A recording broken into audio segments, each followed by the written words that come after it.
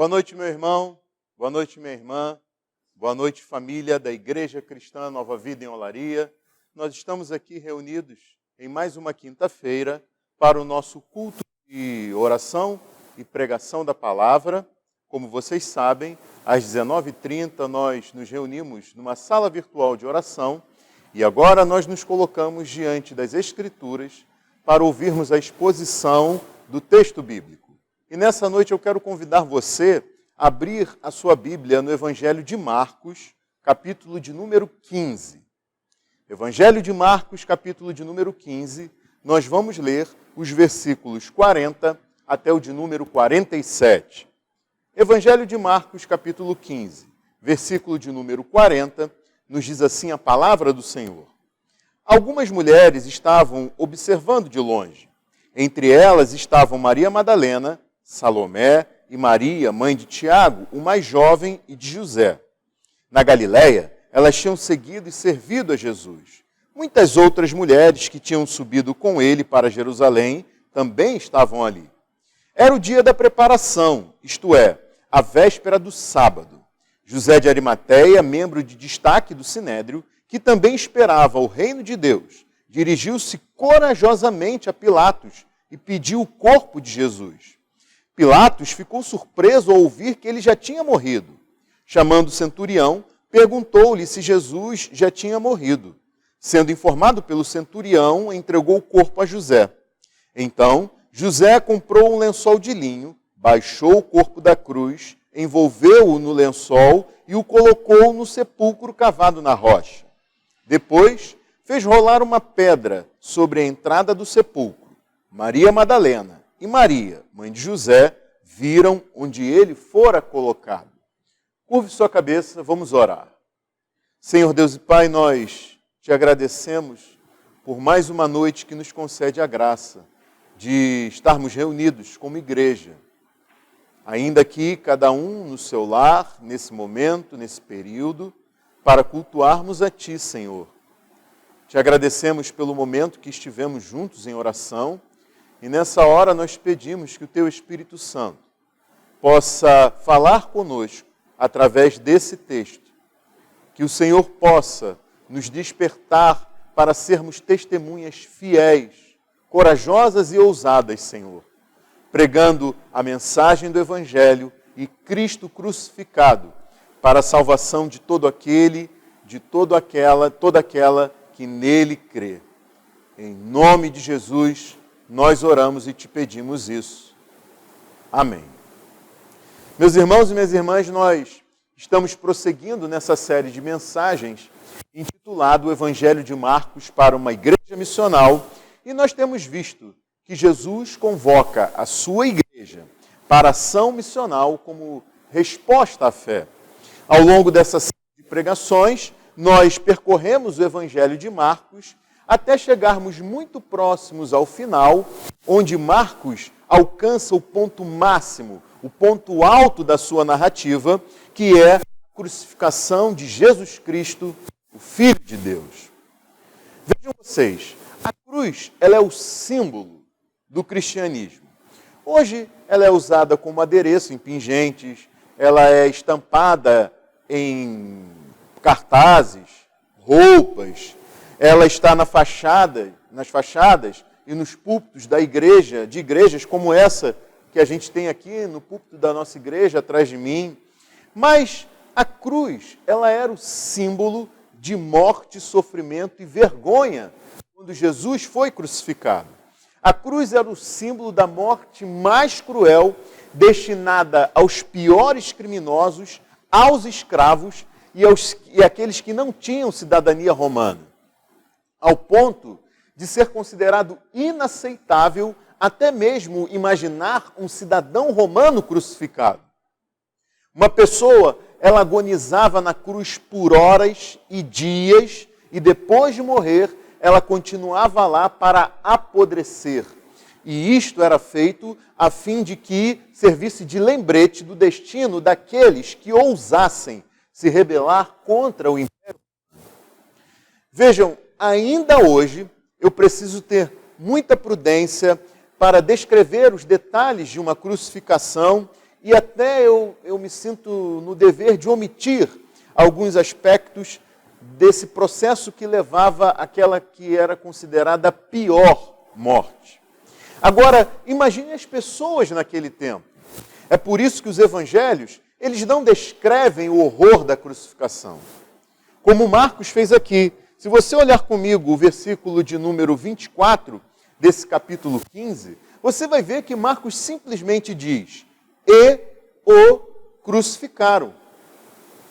Enquanto isso, Marcos ele descreve mais a vergonha, o escárnio, a zombaria sofrida por Jesus, do que aqueles açoites que ele recebeu tão cruéis e a agonia dele ao longo das 6 horas em que ele permaneceu ali pregado na cruz. Mesmo assim, a cruz se tornou o símbolo da fé cristã. Primeiro por meio da pregação e então depois na imagem que representa o cristianismo em todo o mundo. Jesus de Nazaré, ele foi pregado em uma cruz às 9 horas da manhã da sexta-feira da Páscoa judaica.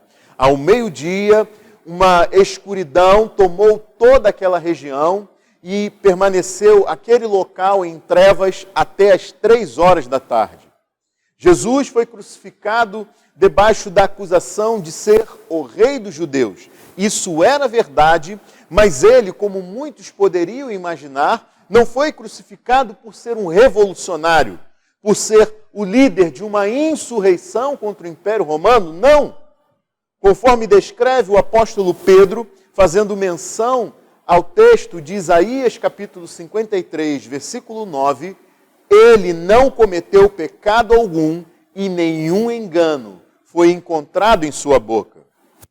Jesus, porém, estava ali, crucificado, pendurado entre o céu e a terra, pregado em uma cruz, alvo do escárnio público, depois de ter sofrido angústias na alma, uma profunda e intensa tristeza, ele sentia dores da cabeça aos pés.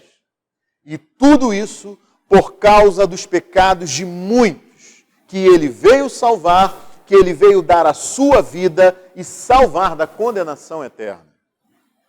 Jesus estava ali na cruz carregando sobre si e sofrendo em sua alma santa, pura e justa o peso da culpa e da condenação de cada pecador, de cada pecadora que ele veio salvar. E eu destaco isso porque se a dor e a condenação, se o peso esmagador da culpa sobre uma só pessoa pode ser insuportável, imagine você, Jesus, ter de sofrer a dor, a condenação e a culpa de centenas de milhares de pessoas. Imagine Jesus, que padeceu 1000 infernos, como se tivesse ali estado e passado milhares de anos, naquelas 6 horas em que ele permaneceu pregado naquela cruz. Marcos registra no versículo 44 do texto que nós lemos no início dessa mensagem, que Pilatos ficou surpreso ao ouvir que Jesus já tinha morrido. Isso porque, como eu disse a vocês, uma pessoa crucificada, ela padecia muito mais tempo, ela ficava ali muitos dias até morrer, alguns dias até morrer. Mas percebam o que Jesus sofreu no seu corpo e na sua alma. No corpo foram os sofrimentos, os ferimentos causados pelos tapas, socos, açoites, a coroa de espinhos, as pancadas na cabeça com um cabo de madeira, as cusparadas na face e no rosto e depois aqueles pregos nas suas mãos e pés na cruz. Na alma ele sofreu a culpa que ele tomou para si, sobre si, e o amargor da ira de Deus, derramada sobre ele, por causa dos milhares que ele substituiu enquanto esteve ali como condenado. Mas a forma como ele expirou e morreu mostra que Jesus ainda tinha forças, que não foi a morte que lhe tragou a vida, mas que foi ele que entregou a sua vida à morte quando assim ele quis. No versículo 37 desse capítulo 15, nós lemos que Marcos relata que Jesus, com um alto brado, expirou, mostrando que ele ainda tinha forças suficientes, ainda que no seu corpo debilitado, para continuar ali. Vejam que João informa no seu evangelho que Jesus entregou o Espírito somente depois de vasculhar as Escrituras com a sua mente e constatar que tinha cumprido todo o plano de salvação estabelecido desde a eternidade por Deus e revelado nas Escrituras Sagradas. João informa que foi só depois de Jesus saber que tudo estava concluído, conforme as Escrituras tinham predito, e ele morreu. João conta que foi depois disso que Jesus disse: está consumado.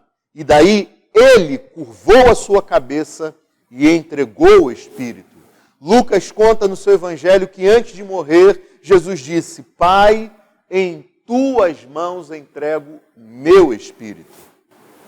E então a gente percebe que Jesus, ele mantinha o domínio de tudo, que foi ele quem determinou a hora exata da sua morte, foi ele quem se lançou à morte com destemor, com confiança em Deus Pai, depois de ter cumprido a sua missão.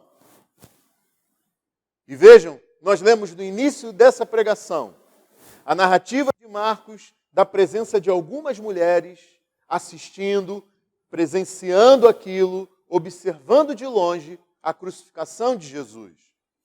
E essas mulheres, elas se destacam nesse cenário da crucificação porque elas vinham seguindo e servindo a Jesus desde a Galileia, desde o início do seu ministério. E daí a gente percebe que essas mulheres se mantiveram fiéis ao Senhor até o fim, até a cruz, ainda que elas estivessem de longe. E isso se destaca porque nem de longe os apóstolos estavam naquele momento da crucificação do Senhor. Jesus tinha declarado que, em cumprimento das Escrituras Sagradas, todos os seus discípulos o abandonariam, e por mais que eles tivessem dito que não tinham a menor intenção disso e que estavam dispostos a permanecer junto de Jesus, nem que para isso tivessem que morrer com ele. Quando Jesus foi preso, todos o abandonaram e fugiram. E aquele que o seguiu escondido até a casa do sumo sacerdote, o apóstolo Pedro, quando foi questionado, pressionado, negou ser um dos discípulos de Jesus para sair dali e ir chorar amargamente. Enquanto isso, os 4 evangelhos destacam a presença dessas mulheres no momento da crucificação de Jesus. E elas, aqui no Evangelho de Marcos, voltarão a ser destacadas como as primeiras testemunhas da ressurreição de Jesus. Mas na mensagem de hoje, nós veremos a providência de Deus no sepultamento de Jesus e aprenderemos por meio desse texto preciosas lições sobre o fiel cumprimento das Escrituras Sagradas e também sobre o fiel testemunho dos discípulos aqui destacados na crucificação. Então, nos versículos 40 e 41, nós vemos as testemunhas, as mulheres, testemunhas da crucificação de Jesus, e depois, nos versículos 42 a 47, nós veremos o testemunho daqueles que providenciaram o sepultamento de Jesus.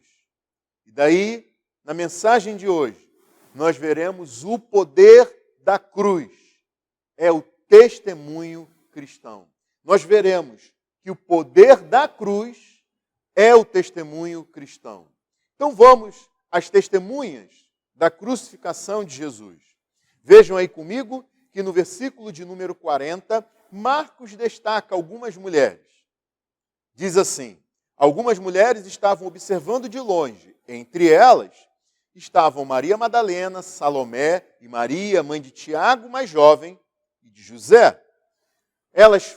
Essas 3 foram destacadas por Marcos, mas ele nos conta que elas não eram as únicas que estavam ali de longe observando a crucificação. O versículo 41 diz: na Galileia, elas tinham seguido e servido a Jesus. Muitas outras mulheres que tinham subido com ele para Jerusalém também estavam ali. Vejam que essas mulheres são descritas como estando de longe, observando a crucificação de Jesus, e a gente pode se perguntar o porquê disso. Bem, não deve ter sido porque elas se sentiram ameaçadas. E eu digo isso porque, pelo fato de serem mulheres, caso elas estivessem ali aos pés da cruz, elas não seriam imediatamente associadas ao crime de insurreição, de traição ao Império Romano, que Jesus estava ali crucificado oficialmente, pelo menos. Diferente dos discípulos homens, se eles estivessem ali aos pés da cruz. Então, o que melhor explica essa distância mantida pelas mulheres era como os homens eram crucificados. Marcos, ele nos indica isso aqui no versículo 24 desse capítulo 15, quando ele escreve que, dividindo as roupas dele, tiraram sortes para saber com o que cada um ficaria. Então os soldados, eles despiram Jesus. E como qualquer outro crucificado naquele tempo, Jesus ele foi pregado na cruz e ficou sem roupas, despido, nu. Então por isso, a presença dessas mulheres ali aos pés da cruz era algo constrangedor e indiscreto. Mas elas estavam lá à distância. E foram mencionadas nominalmente e de forma individualizada para que ninguém tivesse dúvida de quem eram essas mulheres. Agora vejam comigo o versículo 47 do capítulo 15. Nós vemos o seguinte: Maria Madalena e Maria, mãe de José, viram onde ele fora colocado. Marcos ele informa agora que Maria Madalena e Maria, mãe de José, seguiram aqueles que providenciaram o sepultamento de Jesus e observaram muito bem onde o corpo dele foi colocado, porque dali no domingo elas retornariam àquele mesmo lugar. E daí vejam comigo o primeiro versículo do capítulo 16. Quando terminou o sábado, Maria Madalena, Salomé e Maria, mãe de Tiago, compraram especiarias aromáticas para ungir o corpo de Jesus. E mais uma vez, as três mulheres são nomeadas, individualizadas, para não deixar dúvidas de quem eram elas. Mas por que mencionar em um curto espaço, de forma nominal, individualizadora, identificadora e repetida, essas três mulheres? Bom, deixa eu perguntar uma coisa para você. Se você estivesse em Jerusalém alguns dias, algumas semanas ou alguns anos, depois da morte e da ressurreição de Jesus, se você tivesse ouvido falar dessa história, como aqui contada por Marcos, quem você procuraria para saber e se certificar da verdade sobre isso? Quem? Quem, senão Maria Madalena, Salomé e Maria, mãe de Tiago e José? Quem, senão especificamente essas três mulheres, entre as tantas que seguiram e serviram Jesus desde o início do ministério dele na Galileia? Agora, deixa eu dizer outra coisa para você. Se você acha normal, não vê problemas em estando você em Jerusalém, procurar para confirmar essa história sobre a crucificação, a morte, o sepultamento e a ressurreição de Jesus, procurar essas três mulheres, então você deve saber que se você fosse alguém daquele tempo, não alguém que entrou no túnel do tempo e foi transportado para o passado, não. Se você fosse alguém daquele tempo, as últimas pessoas que você procuraria para confirmar essa história seriam essas mulheres. Você se sentiria muito à vontade para procurar Pedro, ou Tiago, ou André, ou Filipe, ou Mateus, mas essas mulheres não. O problema é que nenhum desses apóstolos poderia confirmar para você essa história da crucificação e do sepultamento, porque eles não foram testemunhas oculares disso. Eles tinham fugido, eles tinham abandonado Jesus. Agora, por que eu estou dizendo que você não procuraria essas 3 mulheres ou o faria como último recurso para confirmar a história sobre a crucificação, morte, sepultamento e ressurreição de Jesus? Porque naquele tempo, o testemunho de mulheres era desprezado. Não era considerado minimamente confiável, vejam vocês. Deixa eu lhes contar um fato histórico. Um homem chamado Celso, um filósofo grego do 2º século, um ferrenho opositor do cristianismo, escreveu uma série de obras, textos, que enumeravam argumentos contrários à fé cristã, e um dos argumentos que ele acreditava ser o mais expressivo era esse: o cristianismo não pode ser verdade, pois os relatos escritos da ressurreição, que são os evangelhos, são baseados em testemunhos de mulheres. E todos sabem que as mulheres são histéricas. Agora, muita calma nessa hora, porque não sou eu que estou dizendo isso, mas é o tal do Celso, o filósofo grego lá do século II, pelo amor de Deus. Só que muitos leitores de Celso concordavam com isso. Para eles, isso era um grande problema, porque nas sociedades antigas, as mulheres eram marginalizadas e o testemunho delas nunca tinha muito crédito. Agora, meus irmãos, minhas irmãs, percebam como Deus age, como Deus faz as coisas, como Deus usa quem Ele quer, como Ele quer, a despeito da opinião dos outros, a despeito da opinião e do conceito da sociedade. Ouçam que o apóstolo Paulo escreveu na sua primeira carta aos Coríntios, no capítulo 1. Deus escolheu o que para o mundo é loucura para envergonhar os sábios, e escolheu o que para o mundo é fraqueza para envergonhar o que é forte. Ele escolheu o que para o mundo é insignificante, o que para o mundo é desprezado, o que para o mundo nada é, para reduzir a nada o que é. A despeito desse conceito que a sociedade daquele tempo tinha sobre as mulheres, foram especialmente Maria Madalena, Salomé e Maria, mãe de Tiago e José, quem Deus escolheu para que fossem as mais fidedignas testemunhas da maior obra de redenção preparada desde tempos eternos. Essas mulheres testemunharam em primeira mão os fatos mais importantes de toda a história da humanidade e para toda a humanidade. Agora não pense que acabou, não. Quem era Maria Madalena? Veja comigo no capítulo 16 aqui, no versículo de número 9, Marcos escreve: quando Jesus ressuscitou, na madrugada do primeiro dia da semana, apareceu primeiramente a quem? A Maria Madalena, de quem havia expulsado 7 demônios.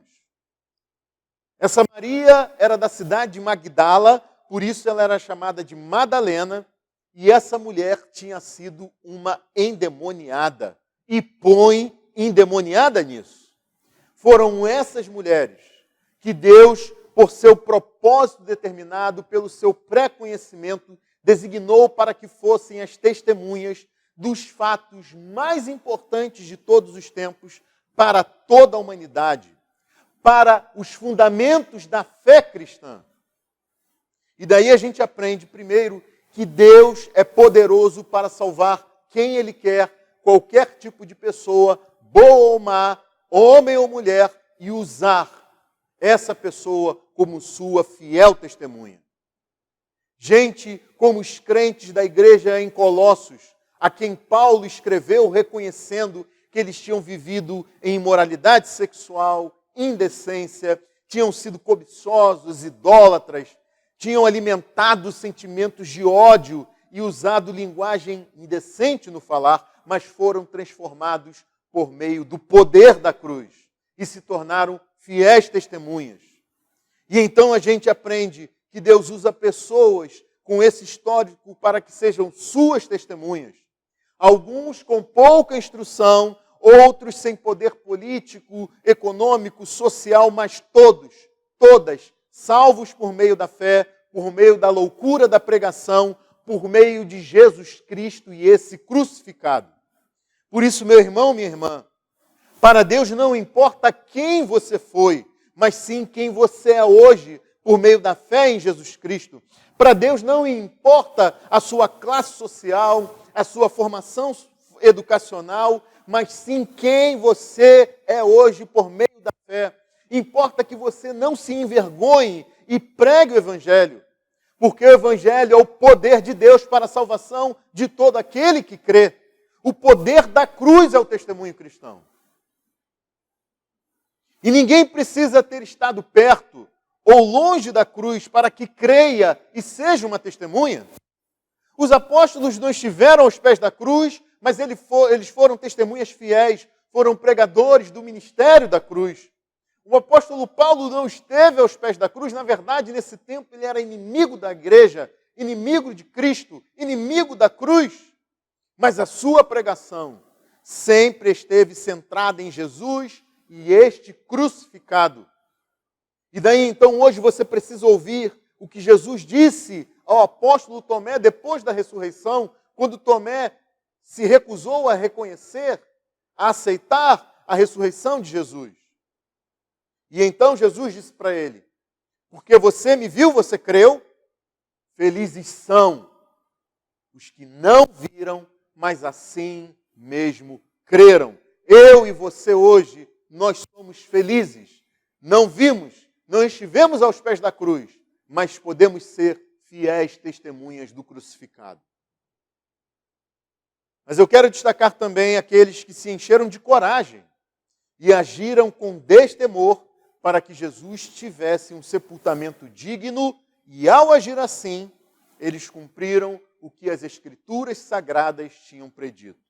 Isso está nos versículos 42 a 47, onde nós vemos o testemunho daqueles que providenciaram o sepultamento de Jesus. Jesus morreu às 3 da tarde da sexta-feira da Páscoa judaica. Marcos informa aqui no versículo 42, veja aí comigo, esse era o dia da preparação, isto é, a véspera do sábado. O sábado era o dia de descanso semanal judaico, dia em que o trabalho era proibido, mas o sábado da Páscoa judaica era especialmente sagrado. Por isso, as autoridades religiosas, conforme nos informa João no seu Evangelho, não queriam que os corpos dos crucificados permanecessem na cruz durante o sábado. Jesus já estava morto, mas os 2 criminosos ao lado dele não estavam mortos e por isso João conta que esses homens tiveram as suas pernas quebradas. E isso foi feito para acelerar a morte deles, porque a pessoa não conseguia mais sustentar o seu corpo e aí então ela morria sufocada sem conseguir respirar. A pessoa, na pressa de dar fim logo a tudo aquilo, antes do início do sábado judaico, que começava ao pôr do sol, mais ou menos às 6 da tarde, 6 da noite, o procedimento seguinte, depois de acelerar a morte dos crucificados, era sepultá-los em um cemitério público, assim, em condições terríveis. E então, no versículo 43, nós lemos que José de Arimateia, membro de destaque do Sinédrio, que também esperava o reino de Deus, dirigiu-se corajosamente a Pilatos e pediu o corpo de Jesus. Mateus, ele informa em seu evangelho que José de Arimateia era rico e tinha se tornado discípulo de Jesus. Lucas informa que José era um homem bom e justo da cidade de Arimateia, na Judéia, por isso ele era chamado de José de Arimateia, e que ele não tinha consentido com o procedimento do Sinédrio, que condenou Jesus à morte sem motivos para isso, e num processo cheio de vícios. João informa que José era discípulo de Jesus, mas era secretamente porque ele tinha medo dos judeus. E daí então, por meio dessas informações, a gente fica sabendo que José de Arimateia era um membro importante de destaque do Sinédrio, aquele supremo tribunal judaico, presidido pelo sumo sacerdote e composto por 70 membros, escolhidos entre os chefes dos sacerdotes, os mestres da lei e os líderes religiosos dos povoados e das cidades mais importantes. O problema é que o Sinédrio sempre se opôs e sempre teve a intenção de matar Jesus. E aí, como membro do Sinédrio, ser um discípulo de Jesus colocava José em grande risco. Não só de morte, mas também de perda de prestígio e de negócios entre os judeus. Mas quem poderia imaginar um membro do Sinédrio e de destaque como discípulo de Jesus? Conforme a narrativa de Marcos, é mais provável que José não tenha estado naquele julgamento que levou e condenou Jesus à morte. E mesmo que ele tenha ali estado, certamente ele não votou a favor e nem concordou com a execução de Jesus. Bom, a gente não sabe dessas coisas, mas o que a gente sabe é que na hora que foi preciso, na hora que foi necessário, José agiu com coragem e ousadia ao se dirigir a Pilatos para pedir o corpo de Jesus. A posição social de José pode ter aberto as portas para que Pilatos o recebesse depois do seu horário de expediente e de atendimento ao público, que se iniciava muito cedo, em torno das 5 horas da manhã, mas se encerrava ao meio-dia, e José foi a Pilatos, provavelmente e certamente depois da morte de Jesus, às 3 horas da tarde. E ao fazer isso, José expôs publicamente a sua associação com Jesus, associado a um inimigo do Estado, alguém odiado pelas autoridades religiosas, condenado à crucificação como traidor do Império Romano, como um blasfemo da religião judaica. É por isso que Marcos destaca a coragem de José de Arimateia. E ele faz isso destacando como consequência o contraste entre o apóstolo Pedro e José. Vejam que quando foi pressionado, Pedro negou ser um discípulo de Jesus, enquanto que José de Arimateia veio a público, no pior momento, debaixo de grandes ameaças, e se apresentou como um discípulo de Jesus. João destaca em seu evangelho que José de Arimateia, ele não esteve só nessa missão ousada. Ele estava acompanhado de um homem chamado Nicodemos, que era também uma autoridade entre os judeus e tinha em uma ocasião ido se encontrar com Jesus à noite. João relata esse encontro no seu evangelho, quando Nicodemos ouviu que precisava nascer de novo se tivesse de entrar no reino de Deus. Nicodemos, então, foi confrontado com a sua vida moral elevada, a sua dedicação para cumprir à risca a lei religiosa, a sua fama como um homem íntegro, e viu que isso não era suficiente para que ele entrasse no reino de Deus. Jesus falou, inclusive, da sua crucificação com Nicodemos, na ocasião em que Jesus disse que seria levantado para que todo o que nele cresce tivesse a vida eterna. Esses dois homens, então, colocaram as suas posições de prestígio influentes e as suas riquezas à disposição para providenciar um sepultamento digno a Jesus. João também registra em seu evangelho que José de Arimateia tinha uma propriedade em um jardim bem próximo dali onde Jesus foi crucificado. E nós vemos a providência de todas essas coisas. Já era muito tarde, não tinha muito tempo. E nós temos um homem com um sepulcro próximo aonde Jesus foi crucificado.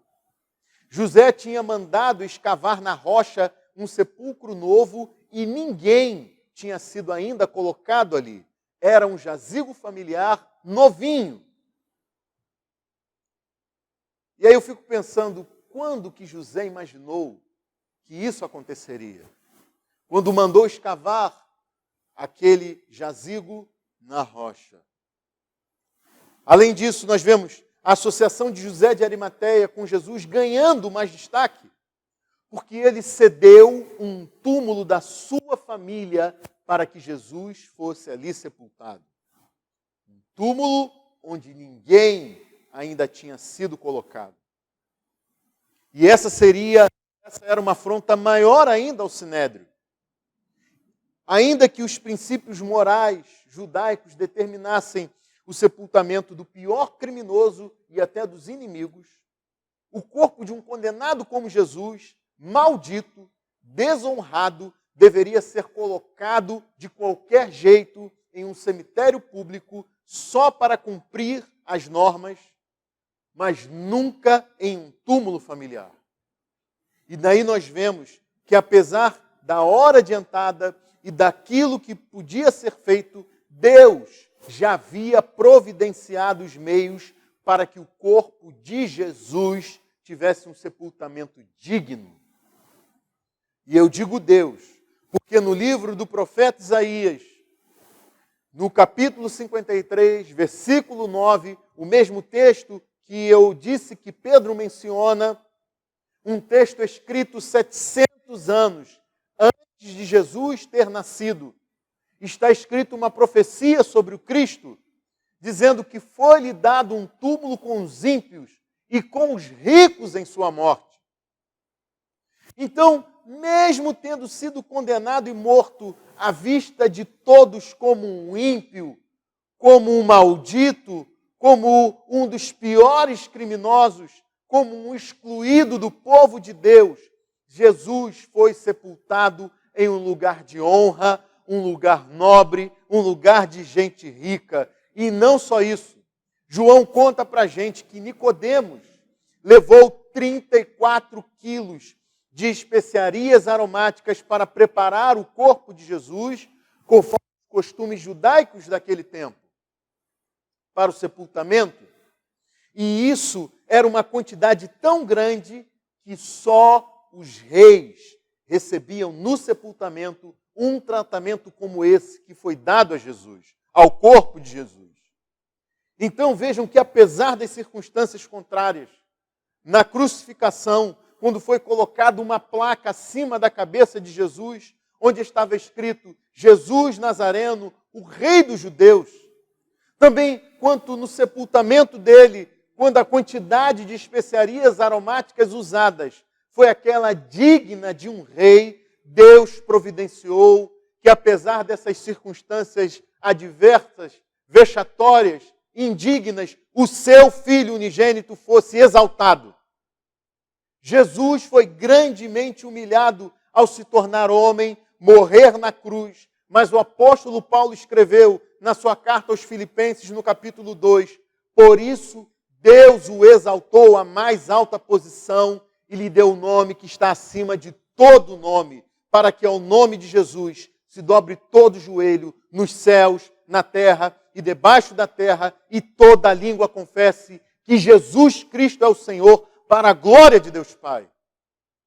Aleluia, glória a Deus. José de Arimateia, ele serviu ao propósito divino de providenciar um sepultamento digno para Jesus e garantir o testemunho de algo fundamental para a fé cristã. Cristo morreu pelos nossos pecados, segundo as Escrituras, e foi sepultado. É o que escreve o apóstolo Paulo em 1 Coríntios 15. E o último elemento dessa confissão de fé cristã, que nós veremos, se assim Deus nos permitir, na semana que vem, diz que Cristo ressuscitou no terceiro dia, segundo as Escrituras. A confissão de fé cristã, então, é: Cristo morreu pelos nossos pecados, segundo as Escrituras, foi sepultado, ressuscitou no terceiro dia, segundo as Escrituras. Ao providenciar o sepultamento de Jesus, José de Arimateia se tornou um impuro cerimonialmente e daí então proibido de participar da celebração da Páscoa judaica. Ele se tornou um excluído da maior festa religiosa judaica para ser recebido na igreja do Deus vivo, coluna e fundamento da verdade. Mesmo que José, naquele momento, não estivesse tendo dado conta disso, as ações dele marcaram o seu rompimento com o judaísmo para a celebração da verdadeira Páscoa na morte de Jesus, o Cordeiro de Deus que tira o pecado do mundo. João conta em seu evangelho que quando Jesus foi entregue a Pilatos para ser crucificado, as autoridades religiosas do Sinédrio não quiseram entrar na residência oficial do governador romano para que não ficassem cerimonialmente contaminadas e pudessem participar da Páscoa. Tudo bem, eles estavam entregando o Rei do Universo, o autor da vida, para ser crucificado. Mas entrar na residência de um ímpio, de um não-judeu, eles não queriam fazer isso para cumprir a lei e não ficarem cerimonialmente impuros e excluídos da Páscoa. Mas José de Arimateia não se importou de estar diante de Pilatos e pedir o corpo de Jesus. José rompeu com a lei religiosa para dar testemunho da fé que aproxima os que estão longe.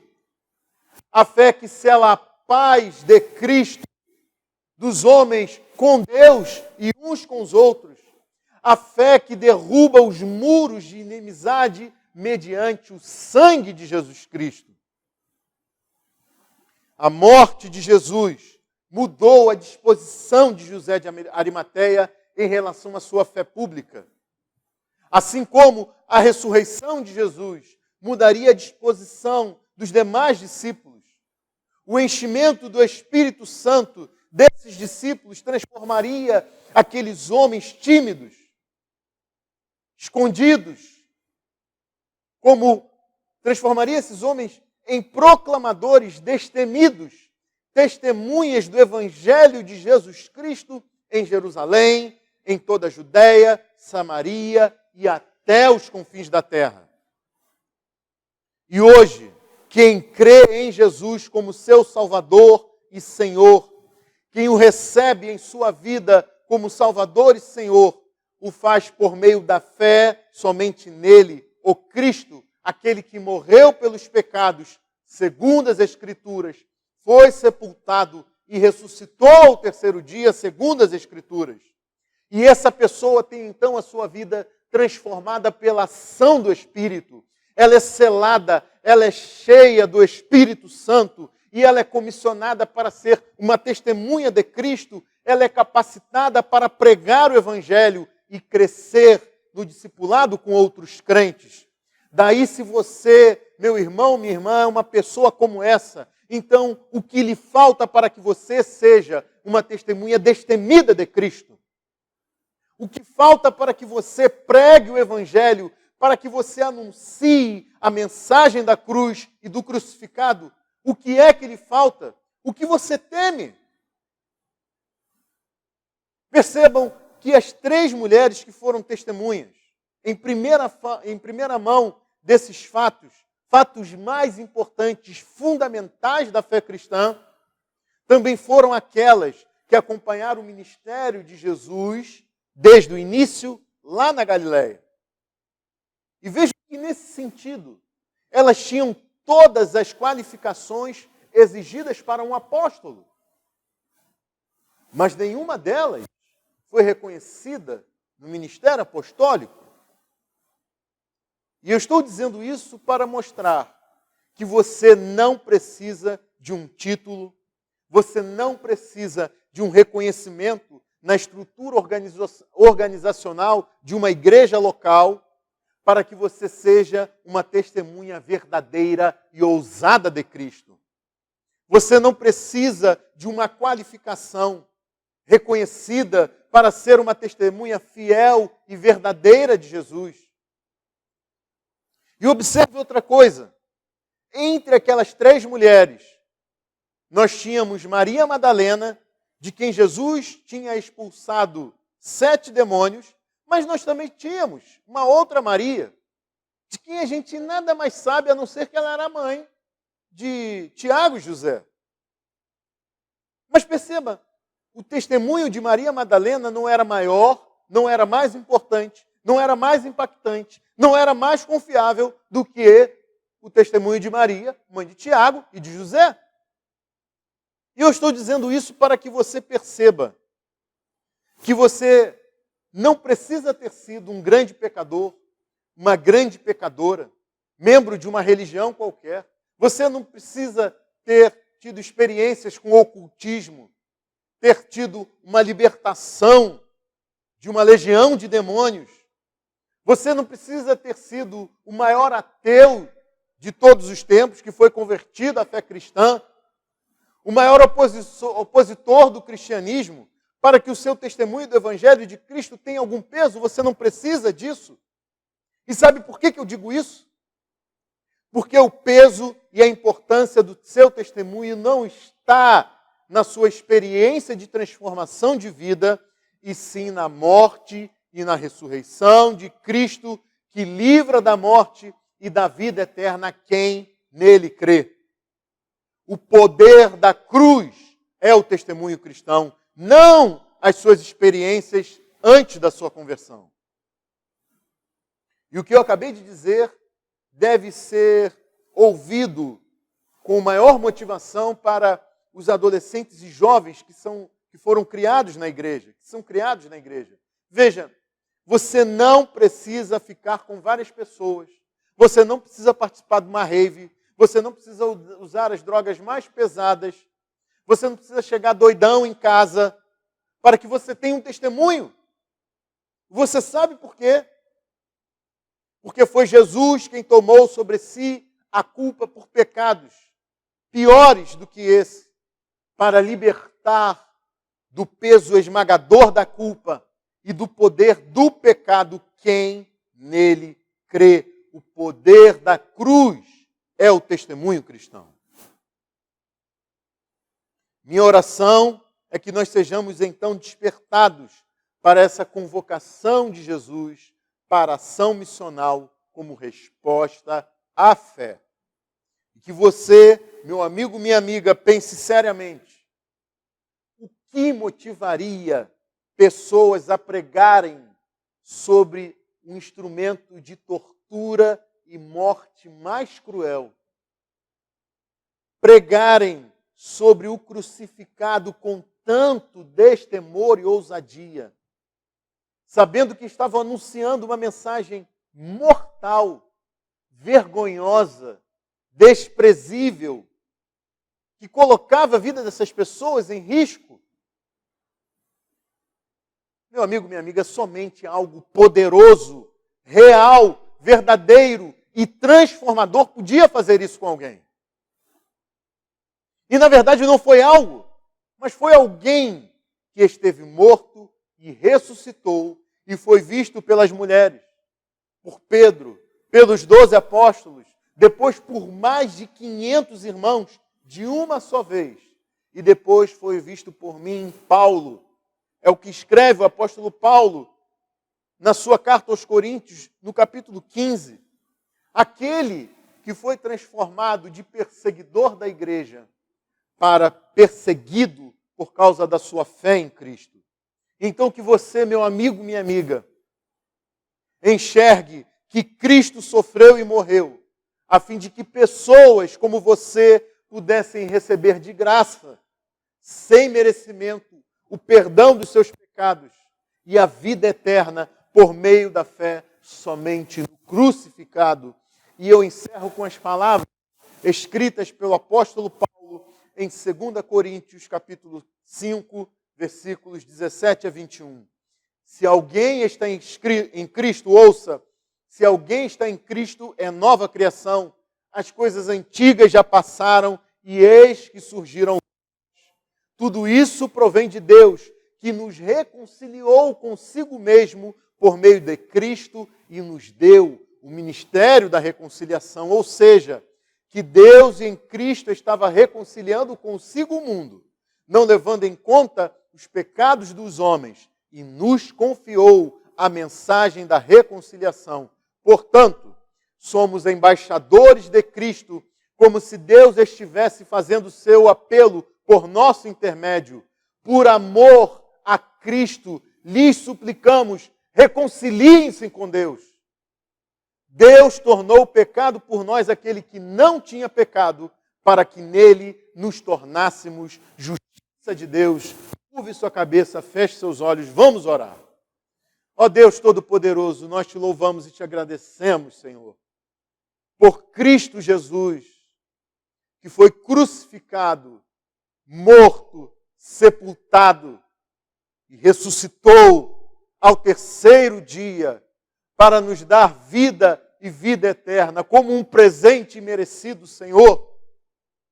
Louvado seja o teu nome, ó Deus, que se inclinou em nosso favor, que se estendeu a nós o teu amor, ó Deus, para salvar homens e mulheres indignos e lhes dar a vida eterna de presente, Senhor. Deus eterno e todo-poderoso, que nós possamos olhar para o poder da cruz, para o poder da mensagem da cruz, para o poder daquele que foi crucificado, poder para a transformação de todo aquele, de toda aquela que nele crê, e anunciarmos, Senhor, com ousadia, com coragem, ó Deus, com intrepidez, essa mensagem de salvação. Deus eterno, ajuda-nos, pelo Teu Espírito, a sermos fiéis ao verdadeiro Evangelho, fiéis à mensagem da cruz, Senhor, fiéis, ó Deus, em todo o tempo, nas mais difíceis circunstâncias. Meu Deus e meu Pai, ajuda-nos a Te servirmos de todo o coração, alma, força, entendimento, ó Deus, amando aqueles que estão ao nosso redor, aqueles que estão no mundo, como o Senhor nos amou e entregou a sua vida, nos serviu, Senhor. Deus eterno, que possamos servir a outros também. E mais do que isso, nos preocuparmos com o destino eterno dessas pessoas, anunciando a elas a salvação por meio da fé em Jesus. Meu amigo, minha amiga, se você ainda não reconheceu o crucificado, olhe para a cruz. Veja que ali deveria estar você, por conta das suas transgressões e pecados, mas Ele substituiu aqueles por quem Ele veio salvar. Olhe para a cruz, venha para Cristo, arrependa-se e creia em nome de Jesus. Amém e amém. Boa noite, igreja, boa noite, meu irmão, minha irmã, meu amigo, minha amiga, que Deus abençoe você e até a semana que vem, se Ele assim nos permitir.